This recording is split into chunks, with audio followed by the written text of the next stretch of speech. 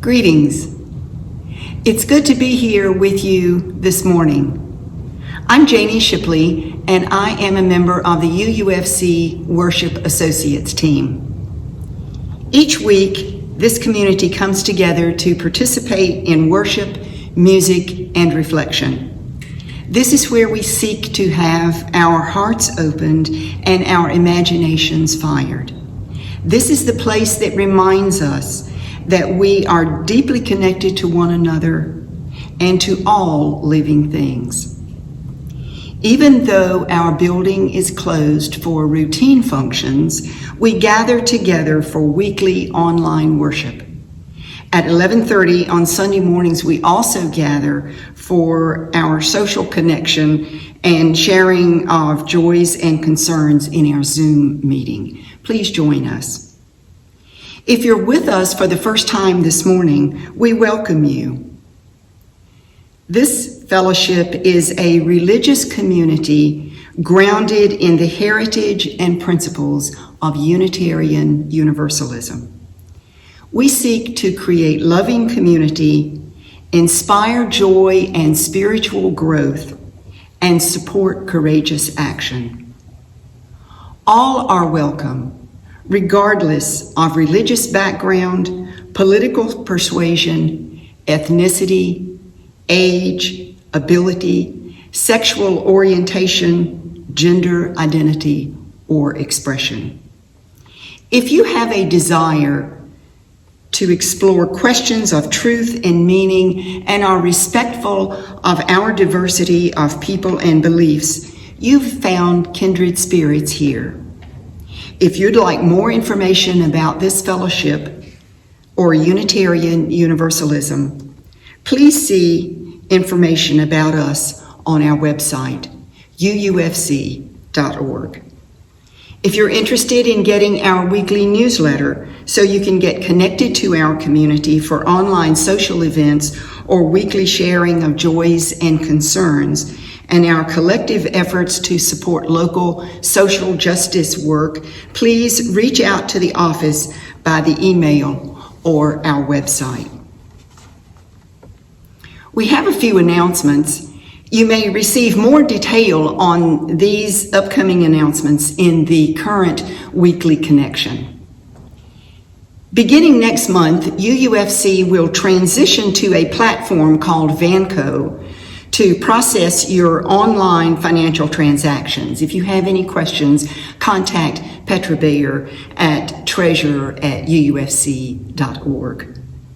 UUFC seeks to hire a communications assistant to collect and prepare weekly communications with our congregants. Since the job can be done remotely, residence in the Clemson area is not a requirement. John Hoskin will be hosting a virtual tea tasting. It will be a Zoom workshop on March the 28th, similar to the recent chocolate workshop that he hosted.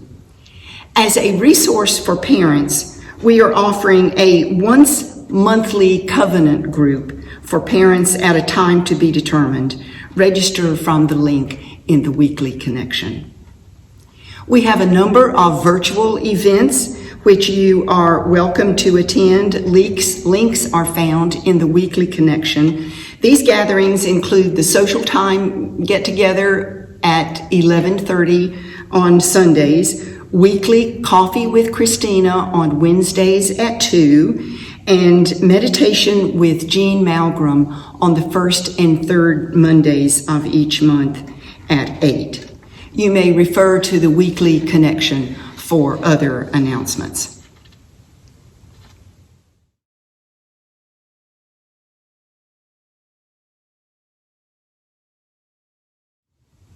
Let us begin our worship with these opening words. Grace meets us where we are, by Gretchen Haley. There is nothing you need to bring with you to be welcome here.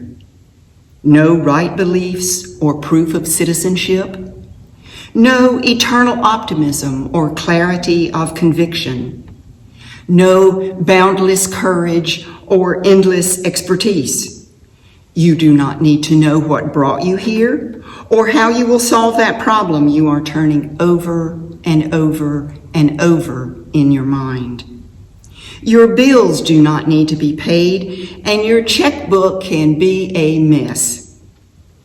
Your children may have been up half the night, your hearing aids may not be working, and your knees may be creaking. You do not need to be already perfect, or even halfway, to belong in this circle where grace meets us where we are, but does not leave us as it found us, where love resides in each of us, yet is somehow more than all, where life still pulses and rages and heals and transforms, creating us and this day anew once again. Come, let us worship together.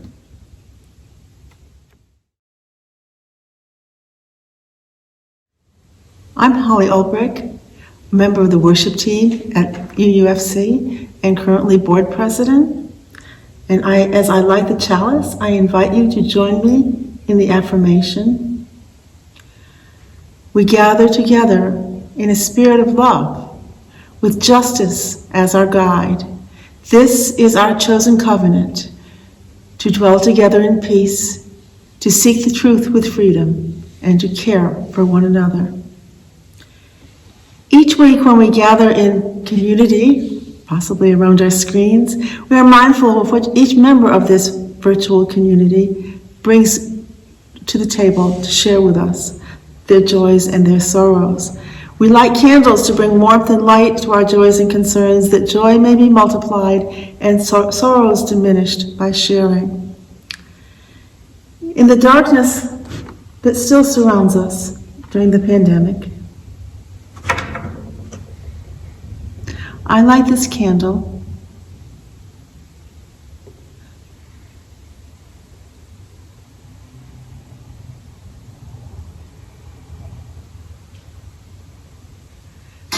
for joy shared, for recovery from illness, for finding creative ways to stay connected, for renewed permission to visit loved ones in nursing homes, and for the abundance of blooming spring as we approach the equinox this week. I light this candle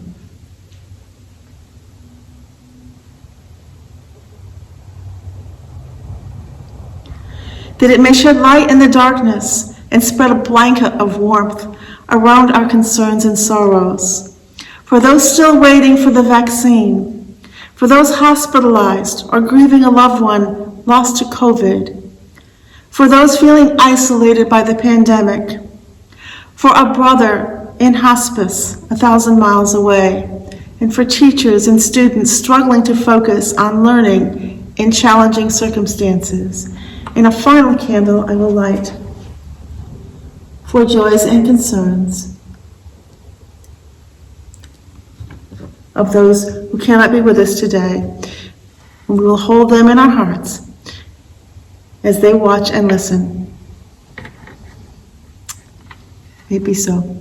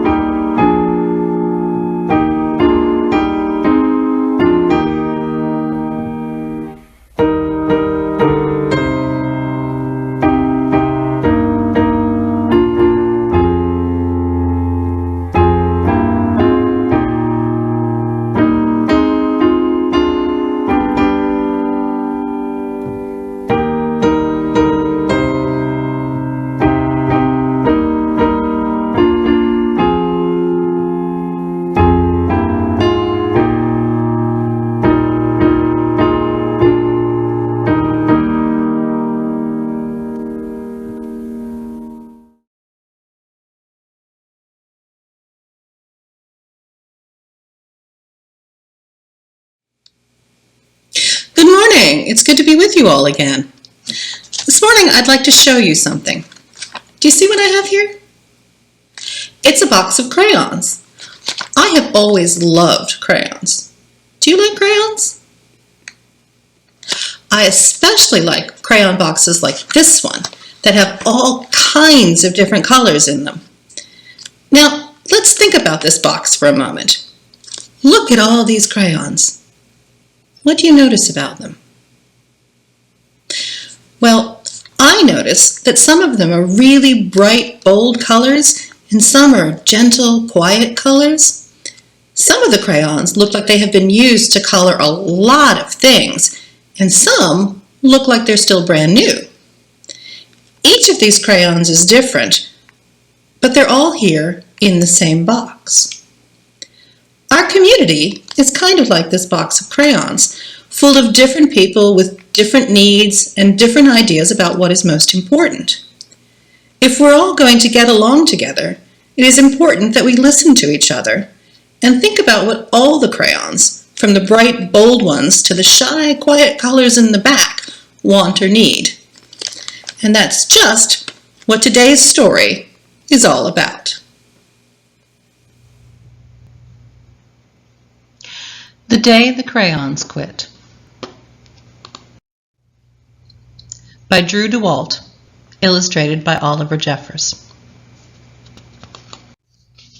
One day in class, Duncan went to take out his crayons and found a stack of letters with his name on them. "Hey, Duncan, it's me, Red Crayon. We need to talk. You make me work harder than any of the other crayons. All year long, I wear myself out coloring fire engines, apples, strawberries, and everything else that's red. I even work on holidays. I have to color all the Santas at Christmas and all the hearts on Valentine's Day. I need a rest. Your overworked friend, Red Crayon."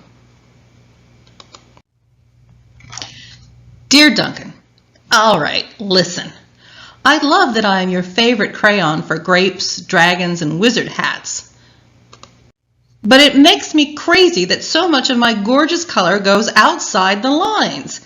If you don't start coloring inside the lines soon, I'm going to completely lose it. Your very neat friend, Purple Crayon. Dear Duncan, I am tired of being called light brown or dark tan because I am neither. I am beige and I am proud. I'm also tired of being second place to Mr. Brown Crayon. It's not fair that Brown gets all the bears, ponies, and puppies, while the only things I get are turkey dinners, if I'm lucky, and wheat. And let's be honest. When was the last time you saw a kid excited about coloring wheat? Your beige friend, Beige Crayon. Duncan, Gray Crayon here. You're killing me! I know you love elephants and I know that elephants are gray, but that's a lot of space to color in all by myself. And don't even get me started on your rhinos, hippos, and humpback whales. You know how tired I am after handling one of those things? Such big animals. Baby penguins are gray, you know. So are very tiny rocks. Pebbles. How about one of those once in a while to give me a break? Your very tired friend, Gray Crayon. Dear Duncan, you color with me, but why? Most of the time, I'm the same color as the page you are using me on, white. If I didn't have a black outline, you wouldn't even know I was there. I'm only used to color snow or to fill in empty space between other things. And it leaves me feeling, well, empty. We need to talk. Your friend, White Crayon.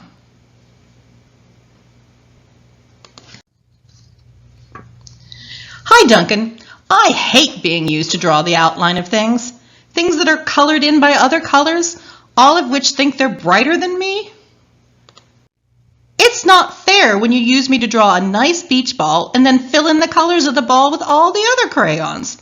How about a black beach ball sometime? Is that too much to ask? Your friend, Black Crayon.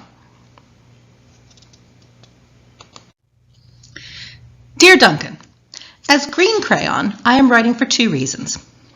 One is to say that I like my work. Loads of crocodiles, trees, dinosaurs, and frogs. I have no problems and wish to congratulate you on a very successful coloring things green career so far.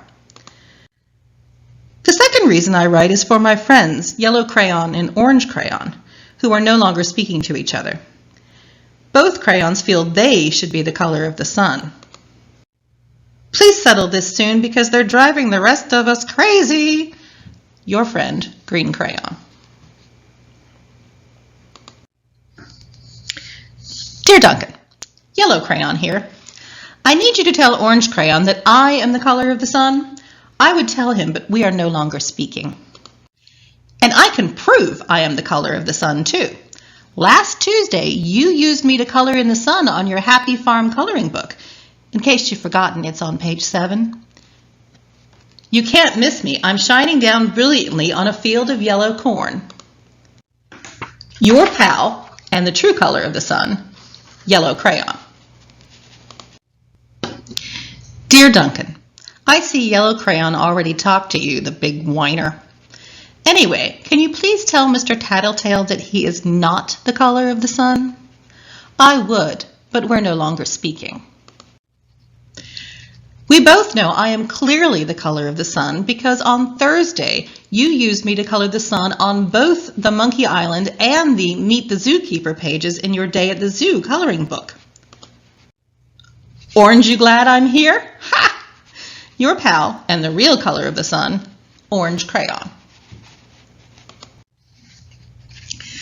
Dear Duncan, it has been great being your favorite color this past year, and the year before, and the year before that. I have really enjoyed all those oceans, lakes, rivers, raindrops, rain clouds, and clear skies. But the bad news is that I'm so short and stubby I can't even see over the railing in the crayon box anymore. I need a break. Your very stubby friend, Blue Crayon. Duncan. Okay, listen here, kid. You have not used me once in the past year. It's because you think I'm a girl's color, isn't it? Speaking of which, please tell your little sister I said thank you for using me in her Little Princess coloring book. I think she did a fabulous job of staying inside the lines. Now, back to us. Could you please use me sometime to color the occasional pink dinosaur or monster or cowboy? Goodness knows they could use a splash of color. Your unused friend, Pink Crayon. Hey Duncan, it's me, Peach Crayon. Why did you peel off my paper wrapping? Now I'm naked and too embarrassed to leave the crayon box. I don't even have any underwear. How would you like to go to school naked? I need some clothes. Help! Your naked friend, Peach Crayon. Well, poor Duncan just wanted to color. And of course he wanted his crayons to be happy. And that gave him an idea. When Duncan showed his teacher his new picture, she gave him an A for coloring. And an A+ for creativity.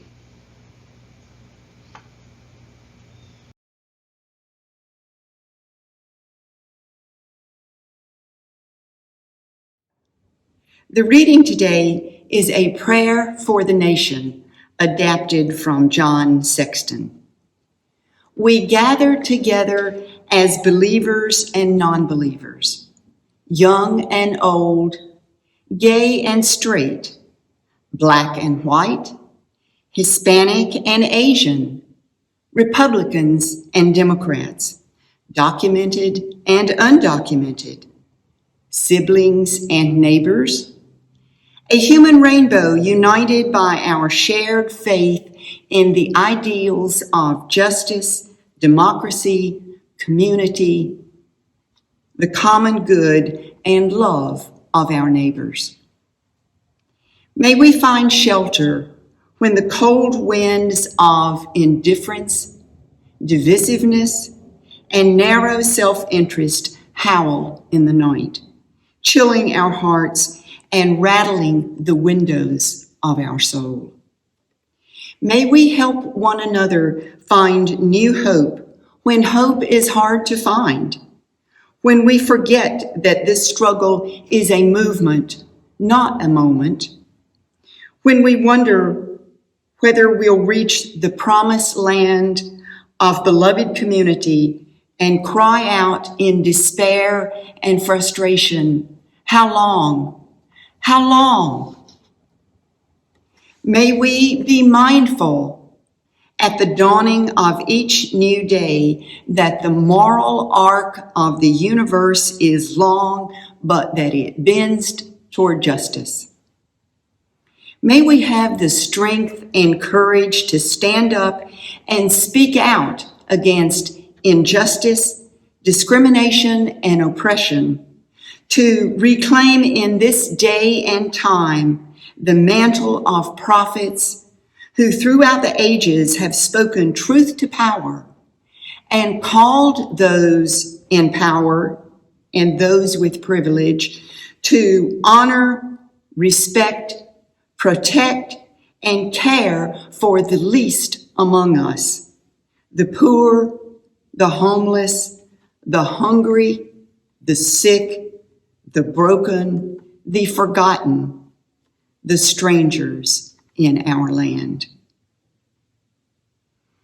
May we be blessed with wisdom and humility that we might speak our truth in love, remembering that hatred and bitterness can never cure the disease of fear.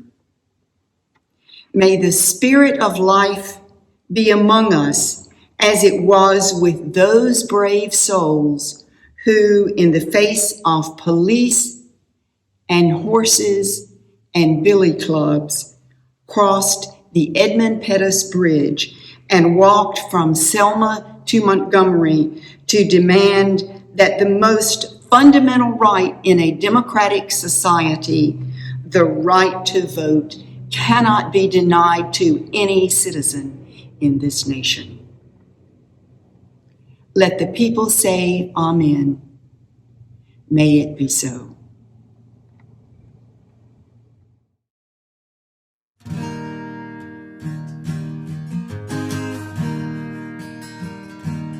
Oh, beautiful for spacious skies, for amber waves of grain, for purple mountains, majesties above thy fruited plain.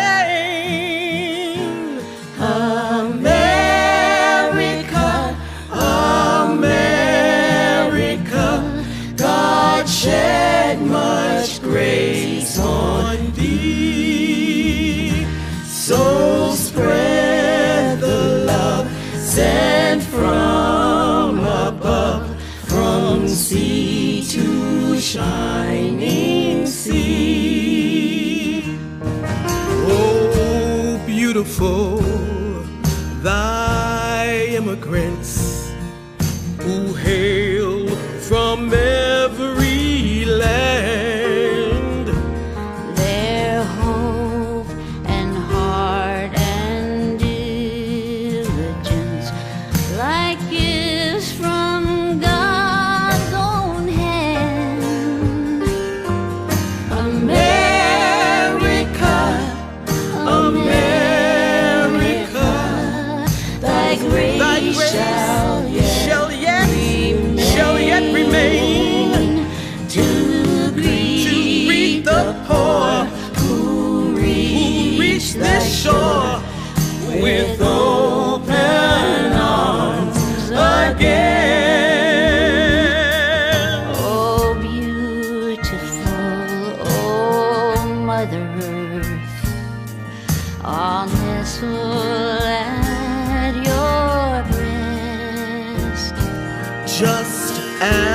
as we sing with love and pride. So all nations are blessed. Yes, America, America, alone cannot abide. No, God gives thee pause to mend thy flaws with truth, thy only God. Oh, beautiful, thou working folk built cities, till thy soil. Proud Africans in bloody chains, the wealth built from Their their toil. Yes, Lord. America, America, God shed much grace on thee. Yes. So spread the love sent from above, from sea to shining sea. Bring Bring sisterhood, sisterhood, bring bring brotherhood, from sea to shining sea. Oh, yes.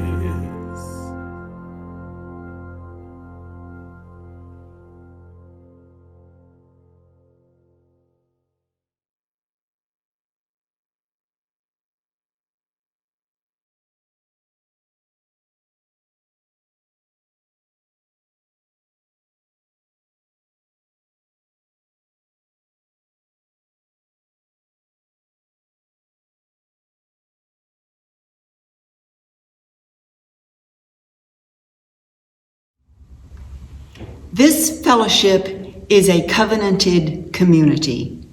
Our covenant is the affirmation that we repeat each Sunday after lighting the chalice. Our nation is also a covenanted community. These are the words of our 202-year-old national covenant. Some of you may wish to repeat it with me, the preamble to our Constitution. We, the people of the United States, in order to form a more perfect union, establish justice, ensure domestic tranquility, provide for the common defense, promote the general welfare, and secure the blessings of liberty to ourselves and our posterity, do ordain and establish this Constitution for the United States of America.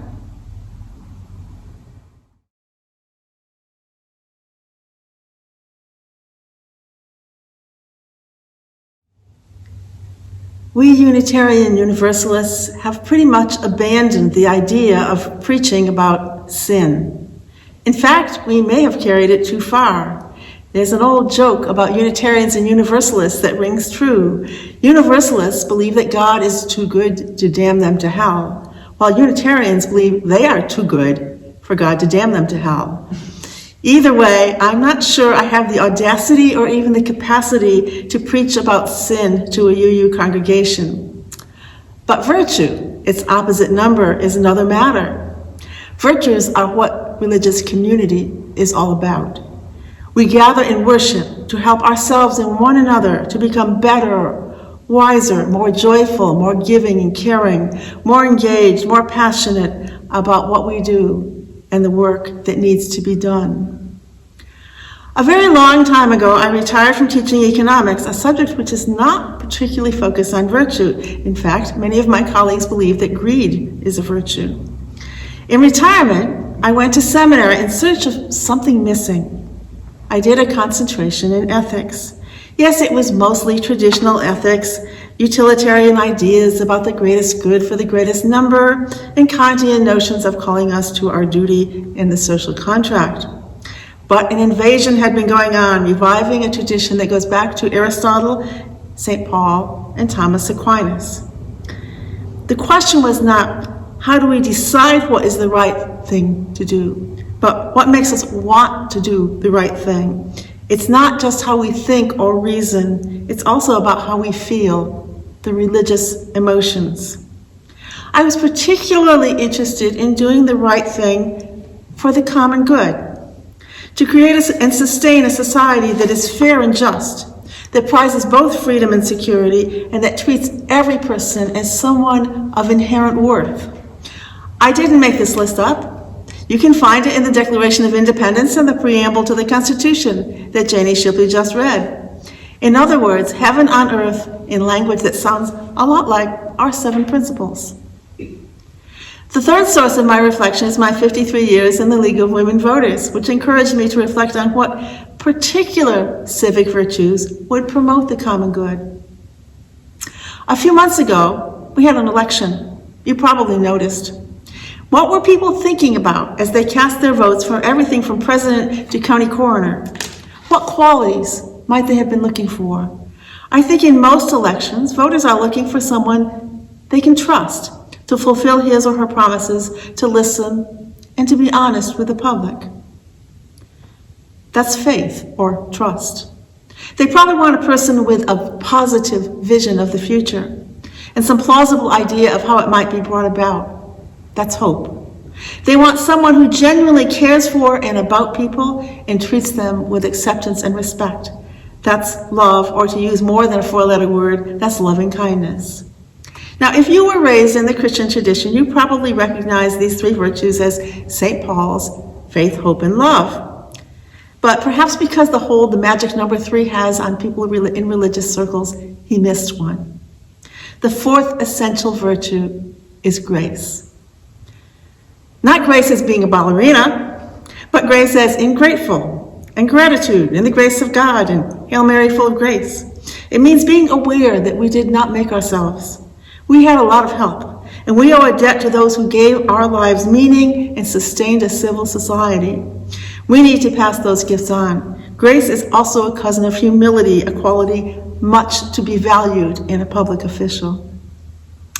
These 4, trust, hope, love, and grace, are what I call attitude virtues. I know that many of you are brought up to believe that virtue is all about deeds, words, and acts. Courage, justice, kindness, generosity, respect, those are virtuous behaviors. But if we're going to behave virtuously, there has to be some inner compass that directs us that way. Those are the attitude virtues, or habits of the heart. Attitude virtues are part of what we are. I call them the be-attitudes, because the attitudes are part of being human religiously, as Unitarian theologian James Luther Adams titled one of his beloved books. Behavior virtues are what we do as an expression of who we are. Those 4 attitudes, trust, hope, love, and grace, are the core virtues that make a family, a congregation, a town, a workplace, a state, or a nation a good place to be. Let's start with faith. We all need someone and something we can trust. I trust the weather forecasts that come from the National Weather Service because they've become very, very accurate in recent years. I trust my bank with my money. I trust other drivers on the road not to run into my car, if only because they know they'll also damage their own. It takes a lot of faith to get out of bed and go about your daily tasks, and that faith has been sorely tested in the era of social media and pandemic. A virtue like faith or trust lies at the golden mean between its opposite and its extreme. That's a great idea from the Greek philosopher Aristotle. The extreme of faith or trust would be to join a cult or to be gullible or naive. The opposite of trust is distrust or suspicion or even paranoia. We suffer from both in our society. We need to cultivate informed trust. As Mikhail Gorbachev said, trust but verify. Or the Arabic saying, trust Allah but tie up your camel. Seek a prudent faith in people, in institutions, and in processes like elections and legal justice. Remain alert to signs that one's trust or faith may have been misplaced or betrayed. For that, we need each other, a community that shares information and insights and encourages us to live in that balance between being gullible and being paranoid, because that's what faith is all about. Not blind faith, not agreeing to factual rather than mythical statements about creation or resurrection or stone tablets or the parting of the Red Sea or whatever meaningful myth has somehow become a litmus test for a true believer. Real faith or trust, which holds within itself some honest doubt, that's our first civic virtue. The second habit of the heart is hope, which lies between unbridled optimism and despair. Despair literally means without hope. That's not my end of the spectrum. I tend to be kind of a sucker for optimism.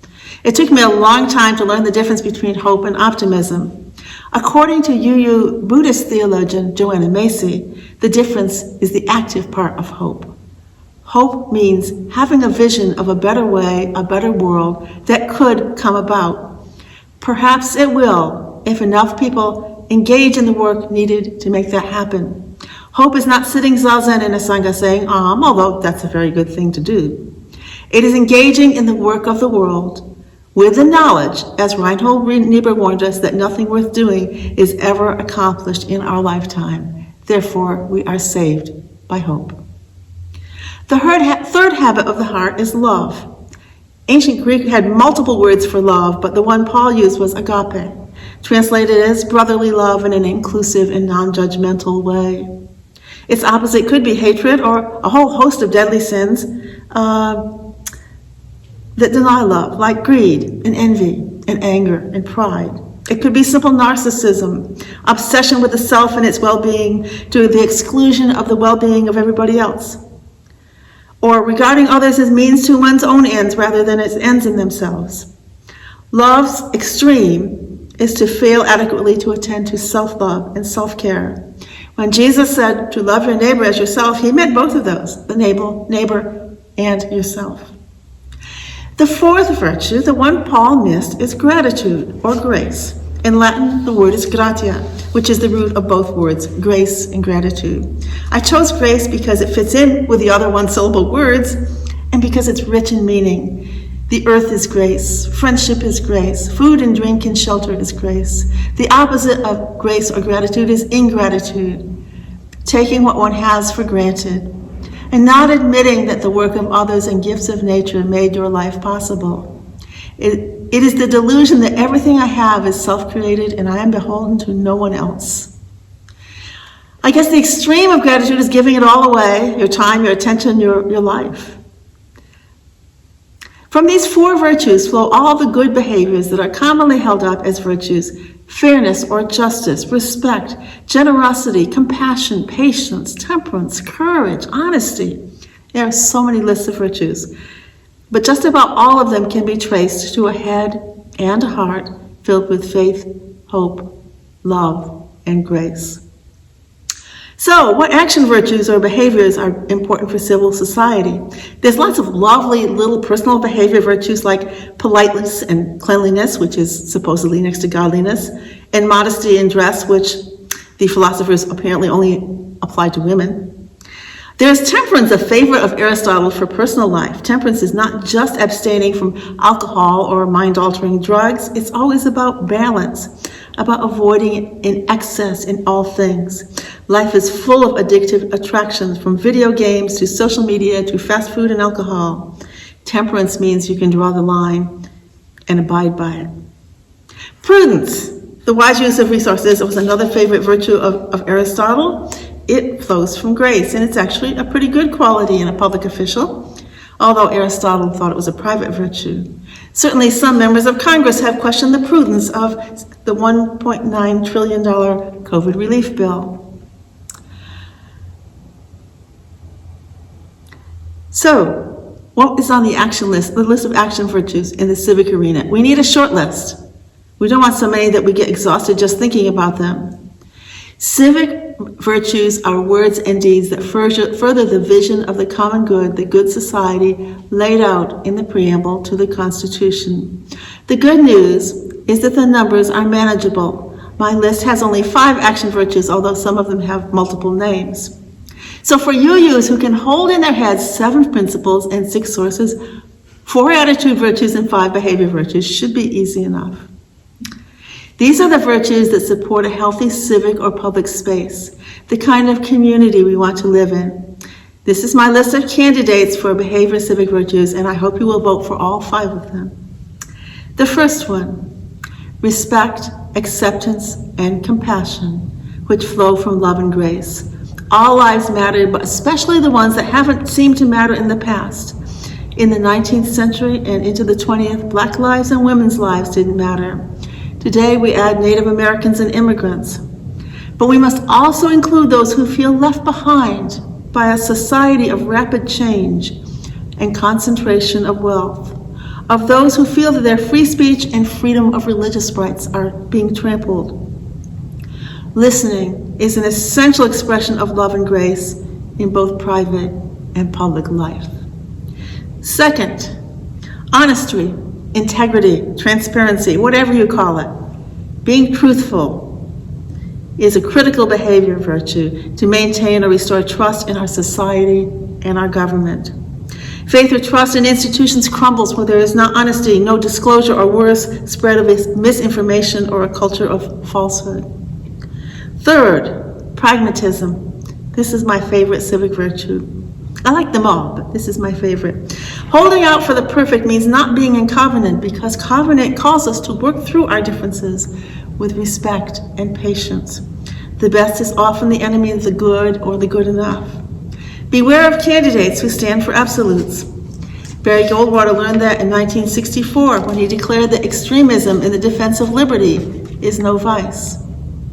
He carried 5 states.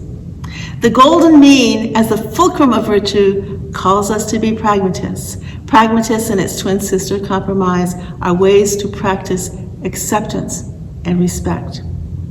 Fourth, fairness, justice, and equality are a package virtue, all flowing from love and grace. They pervade every public issue, every program, every institution. Justice, fairness, and equality does not mean just equal treatment under law, but equal opportunity, equal respect, and equal access to the good things of life. Finally, responsibility or diligence flows from hope, gratitude, and love. It means committing to do your share of the work of the world in ways that use your gifts to make the world a better place. I am so proud of my oldest daughter and my youngest granddaughter who served as poll workers in last November's election. Sammy, who just turned 16 2 days before the election, worked at the polls along with 7 of her classmates. They give me hope and restore my faith in the next generation. As an active life member of the League of Women Voters, encouraging and supporting others to actively participate in civic life has been an important part of my life work. Worship is from an Old English word, worship, that means to honor and affirm what we value. To gather in worship is to call ourselves back into virtue and to remind ourselves and one another what we believe and why we believe it. Wherein lies our hope? What and whom do we trust? How do we give and receive love? And how do we experience grace and express gratitude? Our answers to those questions define us as a faith tradition and a faith community. Living those virtues in our personal, professional, and civic lives is how we give witness to our liberal faith. May it be so.